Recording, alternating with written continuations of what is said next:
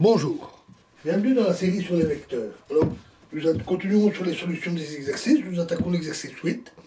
Alors, l'expression des symboles de Christoffel de première espèce donne gamma JIK plus gamma KJI est égal à 1 demi DJGIK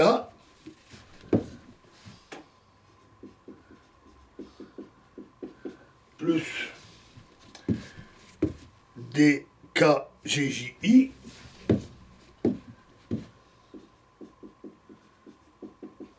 moins DIJI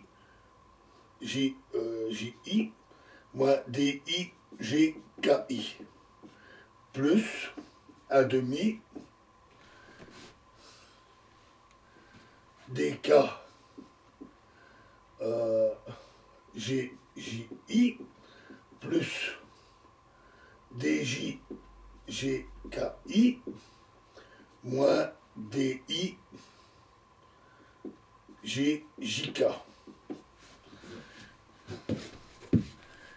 Et donc, par simplification, cela donne DKGIJ. Tout simplement. Alors, on a aussi que GIK fois GKJ est égal à delta IJ.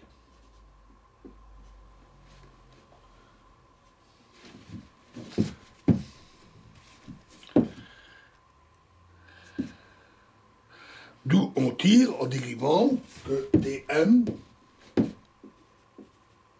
de GIK GKJ est égal à dm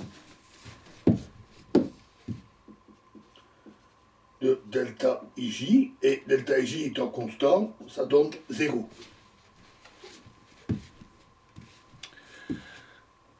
D'autre part, on a aussi,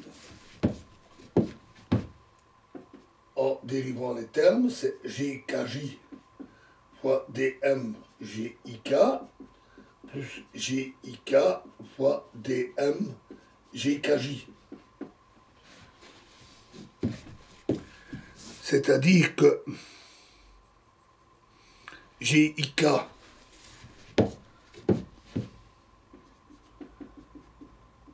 dm GKJ est égal à moins GKJ dm GIK.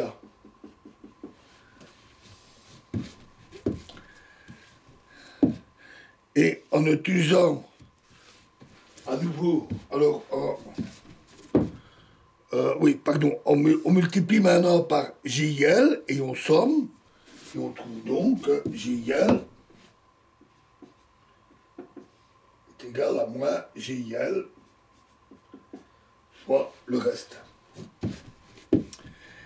Et en utilisant à nouveau la relation du produit du tenseur fondamental covariant par contravariant, ainsi qu'en utilisant la relation qui a été obtenue ici, on trouve que delta KI fois dmGKJ, delta KI fois dmGKJ est égal à moins GIL GKJ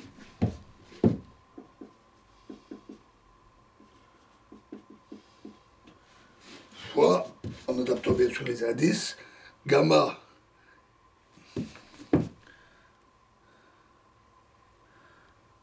IKM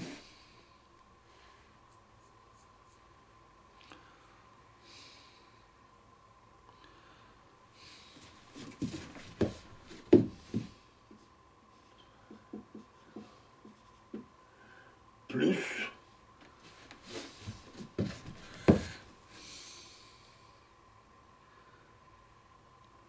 gamma MIK.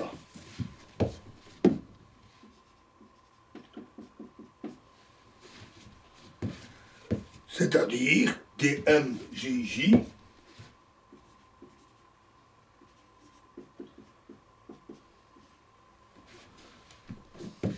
est égal à moins GLI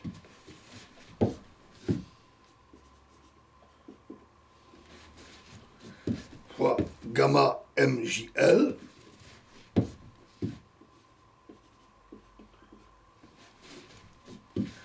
plus moins GIK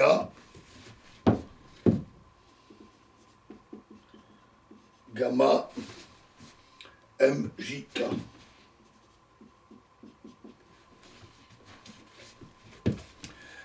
Passons à l'exercice 9. Alors, les composantes de la dérivée covariante du tenseur delta IK sont données par la formule générale delta K, nabla K, pardon, delta SR égale dk delta SR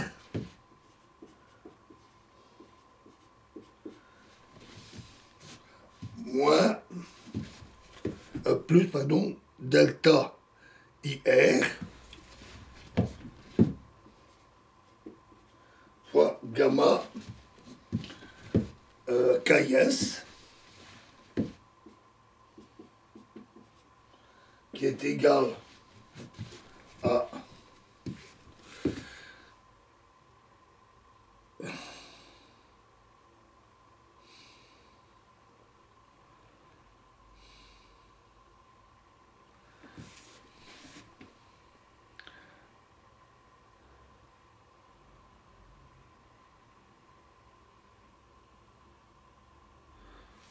j'ai oublié un terme dans mes notes, plus delta SI fois gamma KIR.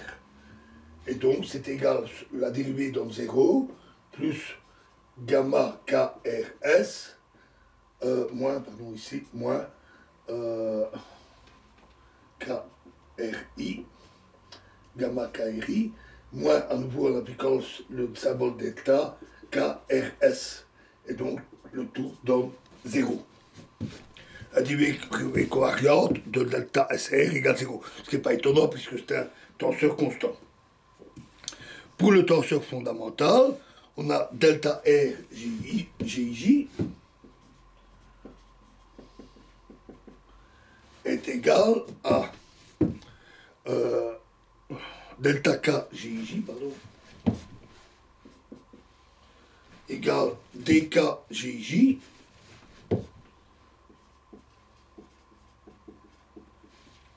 moins GLI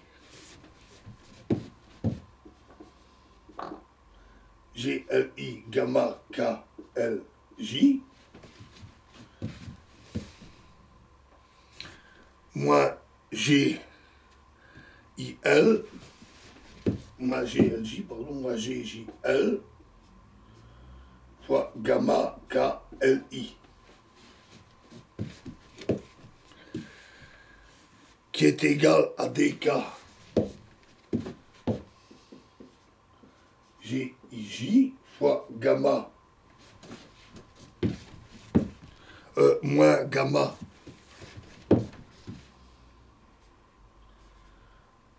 KJI moins gamma KIJ. Alors, la relation qu'on avait obtenue ici nous dit que dk, c'est dk ici, dkJJ est égal à gamma KJI plus gamma KIJ, c'est-à-dire ces termes-là, et donc c'est égal à 0.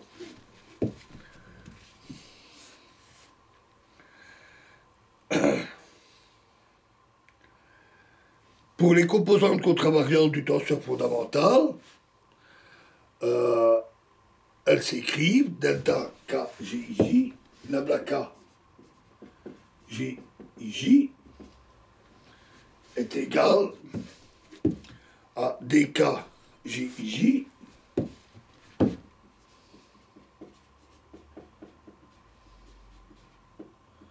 plus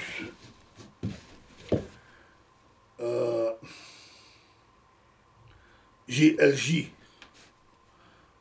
fois gamma LIK, GLJ fois gamma LIK plus GIL fois gamma KJL.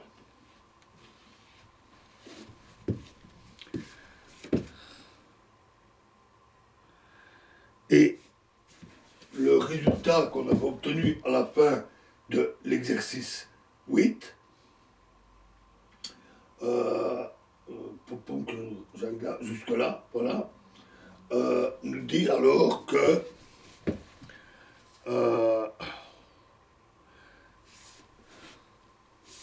en changeant les indices, cela nous dit que DKGJ est égal à moins GLI fois gamma KJL moins GLJ fois gamma KIL.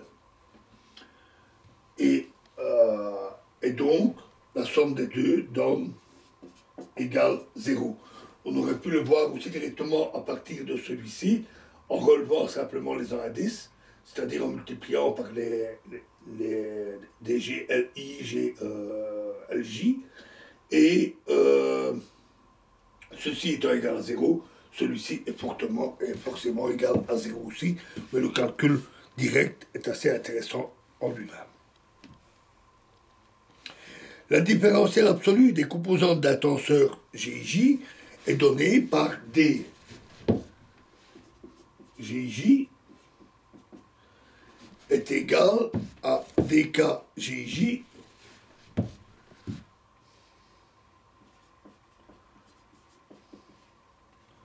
lambda K GJ fois DUK, où les UK sont les coordonnées curvilignes de l'espace ponctuel qui est considéré. Mais puisque toutes les dérivées covariantes sont nulles, on a alors que GJ dGJ égale 0. Et de même, on revoit les indices, même remarque, dGJ contravariant égale 0. Et ça, c'est le théorème de Ricci. Donc voilà pour les exercices. Et dans la prochaine vidéo, nous allons aborder une partie un peu plus courte qui concerne les dualités, c'est-à-dire tenseur et dualité. Je vous remercie.